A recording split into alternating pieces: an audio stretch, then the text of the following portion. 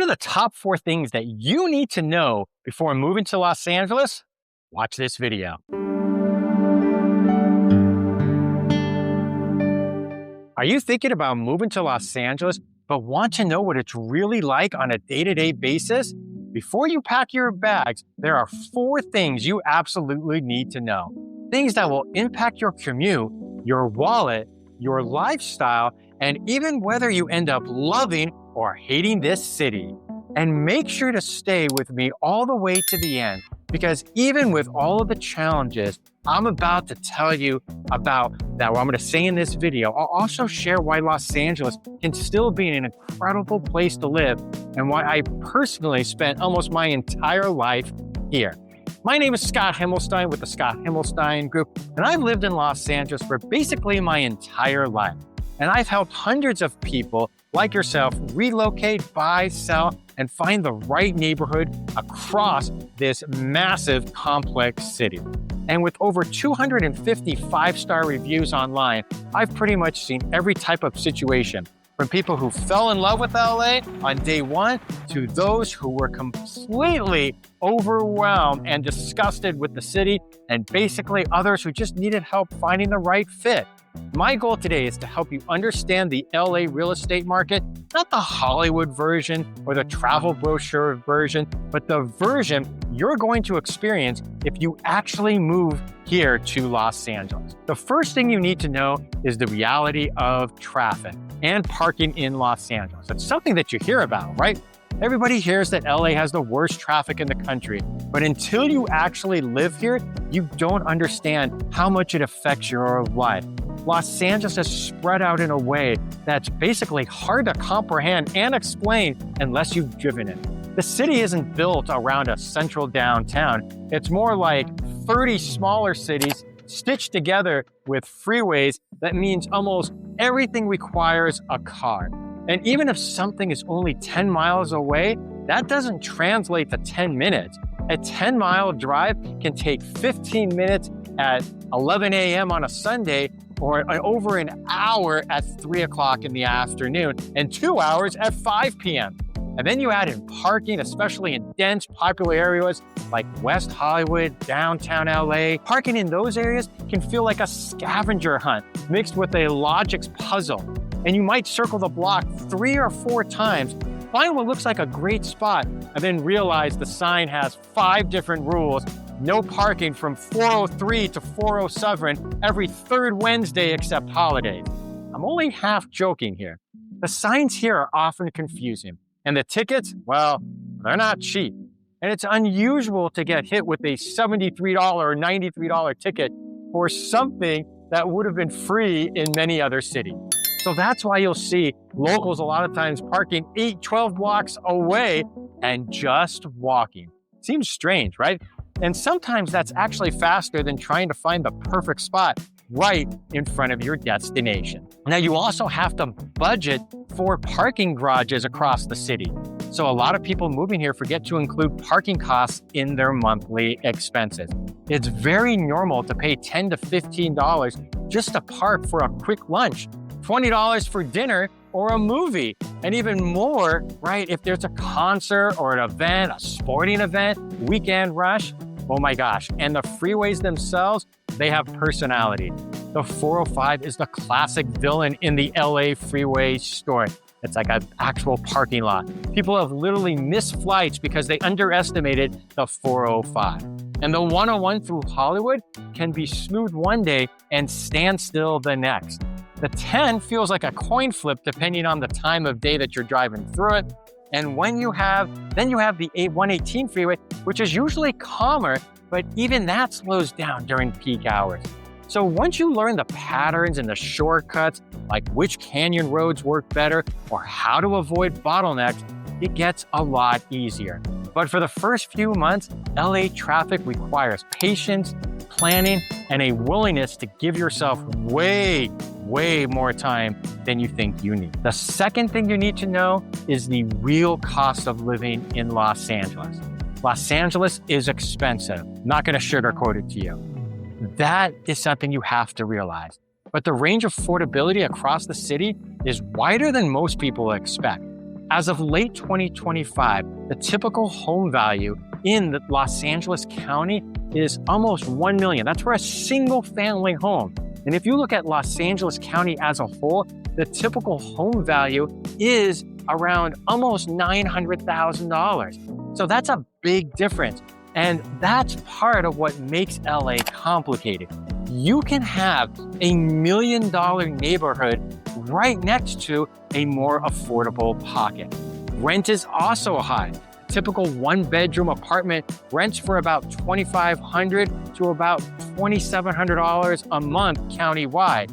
And if you want to live walking distance, let's say from the beach or near nightlife or other tech hubs like Playa Vista or Culver City, expect those numbers to creep even higher. It's not uncommon to be closer to $3,500 a month for a one-bedroom apartment. And when I say LA isn't just one city, here's what that looks like financially. You see, some of the most expensive areas include Santa Monica, West Hollywood, Studio City, Beverly Hills, right? Pasadena, Marina del Rey, Manhattan Beach, Redondo Beach, Playa Vista.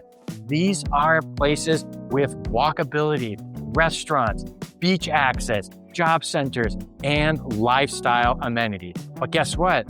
You're going to be paying for that. So moderately priced areas, more like Sherman Oaks, Burbank, Culver City, Eagle Rock, Highland Park, Tarzana, Van Nuys in certain pockets, and parts of Long Beach. These areas give you a more solid balance of affordability and lifestyle. And then you have more affordable pockets like Sylmar, North Hills, Panorama City, Reseda, Winnetka, Lake Balboa, Wilmington. You know, those are just a few. And there's other areas farther east, like part of El Sereno, Montebello. These areas can offer significantly more space for the money, but usually with longer commutes or older housing stock. And on top of the base housing costs, people often forget about extra expenses. If you're buying a townhome or a condo, you're going to have an HOA. So HOA fees can range from anywhere from $300 to over $700 a month. Newer buildings or communities with pools, gyms, security, and other amenities, that can be even higher. Homeowners insurance is another one. It's also higher here in California due to all of the wildfire zones and natural disaster risks. Property taxes are roughly about 1.25% of your home's assessed value each year. So on $1 million property, that's at over $12,000 annually. Utilities, whether it's electricity, water, gas, internet, or landscaping, also tend to cost more here. And gas prices, I know you've seen it, constantly rank among the highest in the country. So yes, the cost of living is high, but many people still choose Los Angeles because income potential here is higher in many fields, such as tech, entertainment, real estate, finance, healthcare, design, marketing, content creation, and small business all offer opportunities you really can't find in Fargo, North Dakota. Nothing against Fargo. Sorry, Fargo. And the third thing you need to know is the weather and the microclimates. Los Angeles is famous for its great weather. And honestly, it's a huge selling point. You can wear shorts and a tank top basically in February. But what most people don't realize is that LA doesn't have one single climate. It's multiple microclimates depending on where you live. So if you live near the beach, you'll experience cooler temperatures and morning fog, especially in the spring and early summer, during what's known as that June gloom and May gray. These are the periods where mornings can be cloudy and gray for weeks, only clearing up later in the day for an hour at a time. And on the other hand, if you live in the valley, let's just say like Porter Ranch or Northridge or Woodland Hills, Encino or Reseda, expect the summers to be hot. And I mean over triple digits. Triple digits are quite common in the San Fernando Valley. Sometimes it can feel like you're living in a different state compared to the beach. You might start your day at 65 degrees in Santa Monica and end it at 105 degrees in Woodland Hills. And that's in the same day. That's how dramatic it can really be. And Los Angeles also has wildfire season. So depending on where you live, you might experience days where the air feels smoky or you see ashes in the air. And this is something homeowners and renters need to be aware of because it affects insurance, preparedness, and even the kind of filtration you might need in your home.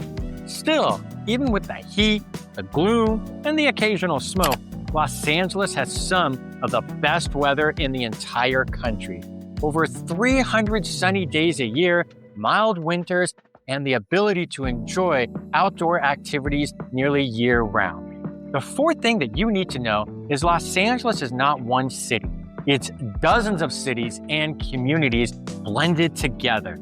And your experience here will be completely shaped by where you live.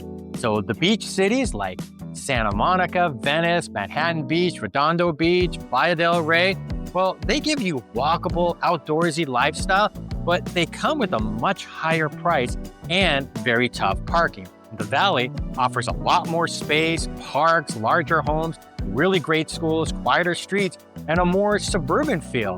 Downtown LA is urban, it's vertical, it's walkable, and filled with restaurants and nightlife, but it also comes with a lot of noise, crowds, and of course, the parking challenges. And the East Side neighborhoods like Echo Park, Silver Lake offer a really creative energy, coffee shops, and a strong sense of community. And then you have the mountain and foothill areas like Calabasas, Porter Ranch, La Cañada, parts of Malibu, or Agoura Hills, areas that offer quiet living, beautiful views, and great schools. So Los Angeles is basically a choose-your-own adventure city. But if you choose the wrong neighborhood, well, that's gonna be a big mistake. And so if you don't pick the one that's perfect for your personality, your commute, your lifestyle, or your budget, LA can feel overwhelming or lonely. Choose the right one, and it becomes one of the best decisions you've ever made. Now, after all of that, why do people stay? And why have I personally spent almost my entire life in Los Angeles?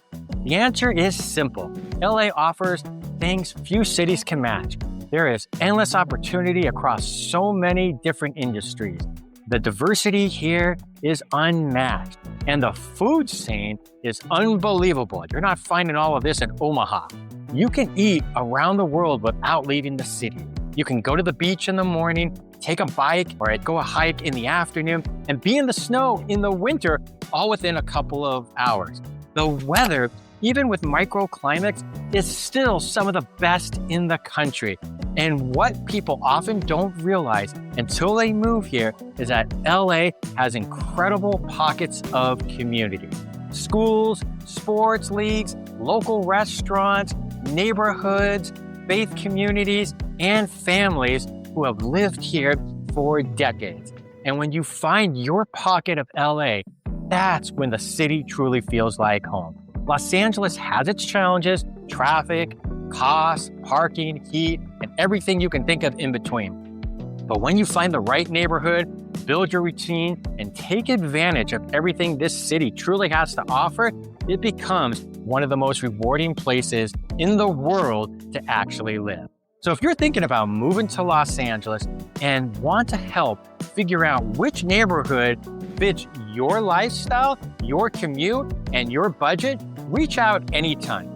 Don't forget to like, subscribe, and tell me where you're thinking of moving here in Los Angeles and where you're thinking of moving from. I'd love to hear from you. I'm Scott Himmelstein with the Scott Himmelstein Group. Hope you enjoyed this video.